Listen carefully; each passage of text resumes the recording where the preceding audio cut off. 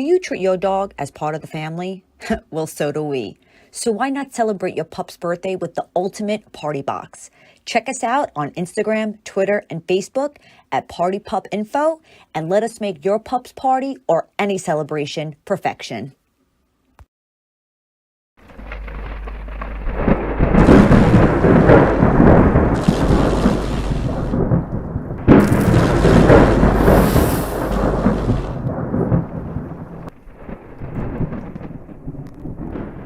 He said that Orange Cassidy passes the airport test. And I was thinking to myself, are you kidding me right now?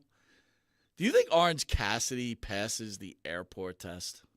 He looks like a golf instructor. Why would he pass the airport test? Thank you. But you know, like you get the airport test thing, right? Yeah, I do. I absolutely do. When Kevin Nash walks past you, you're definitely going to know. Yeah.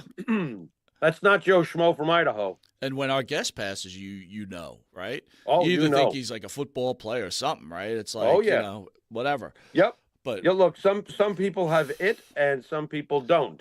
And Orange Cassidy does not pass the airplane test. Does he pass the helicopter test, Mike? I think he doesn't pass the Walmart test. And I'm being honest here, oh, man. my it's like, God. It's Wait like, a minute. Fisher Price lawnmower. Does he pass that test? I guess maybe. Okay, dude. We keep showing our age because I don't even think there's a such thing anymore. It's a toy for you folks. Dude, there's no such thing. No kid nowadays rides around in some toy lawnmower. You're right. They ride the internet instead. I got you. Exactly. Very good. Very good. Yeah, you're welcome. So listen. Oy. We didn't get to cover this when you got back when we were in New York together. By the way, it was such a great experience. And also, I want to thank Barbara Goodish for joining us last night. I got to tell you, that was the best Barbara Goodish interview I think that was around. She was incredible, dude. She was everything I hoped for and everything that I do know about her. She's the best. So class. I want to set the table, and then I'm going to hand it over to the star of the show. But Jimmy was here in New York.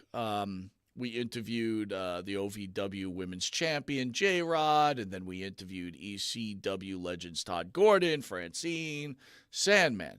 That was on a Friday night. And if you haven't seen those shows... We also interviewed the back of Mitch Seinfeld's head, but let's not get into that. That's you got to get past that one, right? We don't want to bring that interview up. I'm sorry. But I digress. You got to catch that ECW interview. It was off the hook. Everybody was drunk, especially Jimmy.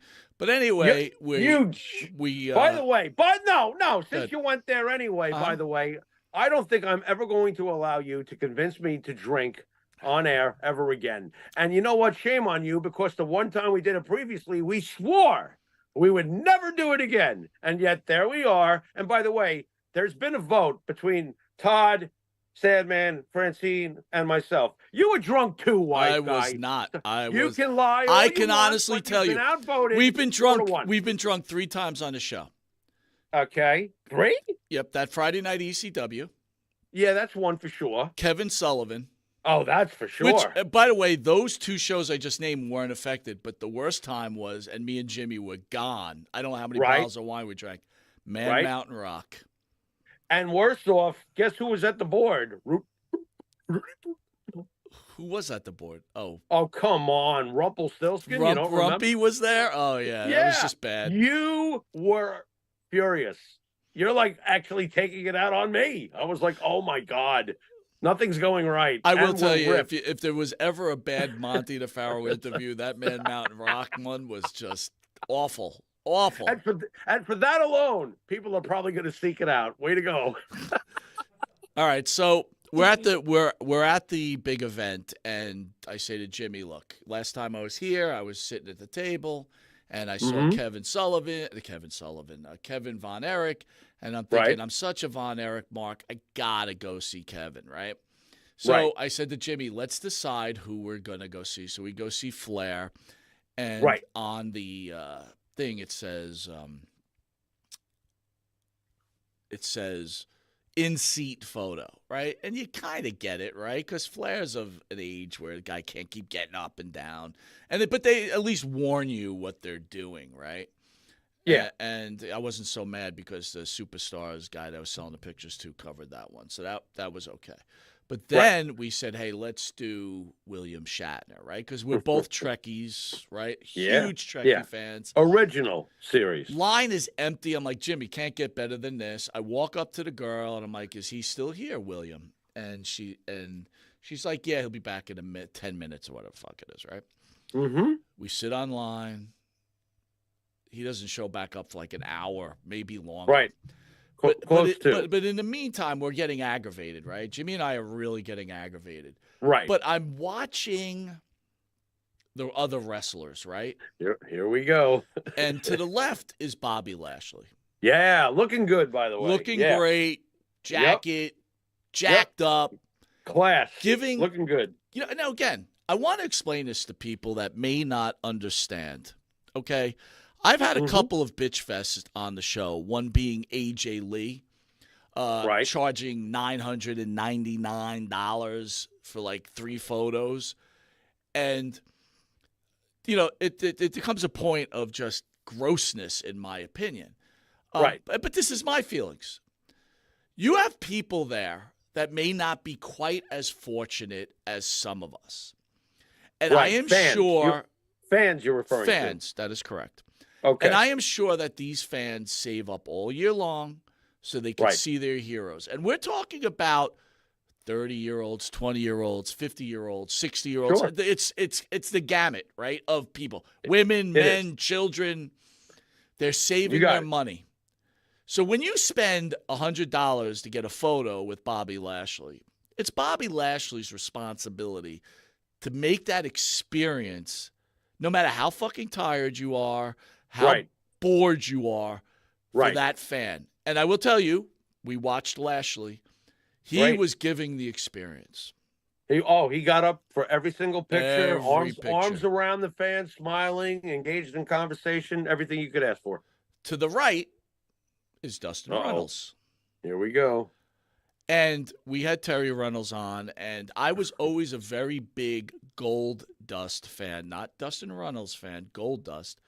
But after Terry Runnels was in studio and the story she told about him, I certainly was not a fan anymore. But I'm sitting there watching Dustin Runnels, and I'm like, maybe this guy could win me over, just like Lashley was winning me over, right? Right. This fucking guy, number one, he wasn't in his seat for fucking an hour or two, just like asshole Shatner.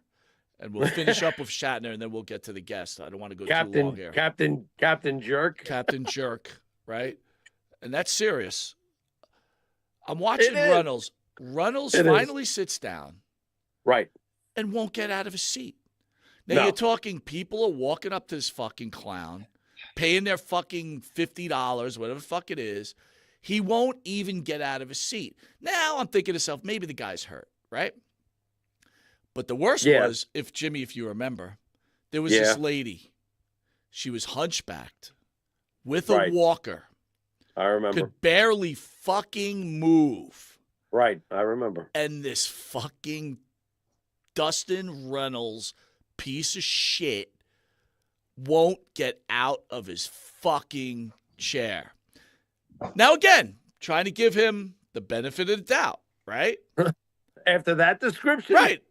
I'm like, maybe he's hurt, Maybe he's got a back brace on. Who knows? I don't know. Right. Here comes Roddy Piper's daughter. Yep. Right? Teal Piper. Teal Piper, thank you. I'm getting old. Teal Piper walks over to the table. And what does Dustin do? He hops right up and gives her a big hug. There you go. Yeah. Point proven.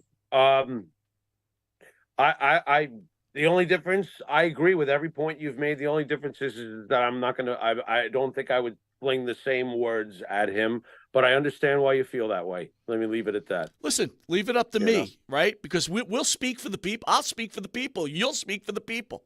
Right. Listen. I agree with if everything you're fortunate enough to be famous, right? If you're fortunate enough to be the size of our guest, who we're going to bring on in a minute, Ron Shaw, that got to wrestle for the WWE and be a star. Ron Shaw. Big Ron Shaw. Ron Shaw. Right? Yes. I'm sorry. You have a responsibility to the fans to make them feel okay, to make them feel their experience. I agree. And what was really heartbreaking growing up with Star Trek, I think I've told you before, if I was ever trapped on an island and there was only one show that I could watch, it would be the original Star Trek. William Shatner has always been the man to me. Always. He's Captain effing Kirk. He's also Nightmare at 20,000 feet from the Twilight Zone. I absolutely adore William Shatner. How many times did he reinvent himself when you think about the other, whether it was T.J. Hooker, whether it was there was other shows that the guy's a legend. I've always adored him. And as you said, we're waiting and we're waiting and we're waiting. And I turned to you and I said, Harley race. And you said, what? And I recalled the time that when we were waiting for Harley, and Harley was in the bathroom for almost an hour. But at least to Harley's credit, he was in a damn wheelchair. And the guy was sick. You know? I mean, the guy was sick. Yeah, absolutely. He was sick. There's a difference. Sick. So finally, somebody, after we're standing there for over an hour, comes over and says, he'll be right in. He's in the bathroom. I looked at you. I was chuckling. I was like, you got to be kidding me. We finally get up there, and we finally get a chance to meet one of our childhood heroes. Fair? Fair. Okay. And what does he do? Does he say hello? Nope. No. Does he extend for a handshake? No. No. He looks at me and goes, just like Captain Kirk, oddly enough, he looks at me and he goes, you stand there. Then he looks at Mike, you over there. Yeah. Like giving orders. Yeah. And we leaned over. They took the picture. Next.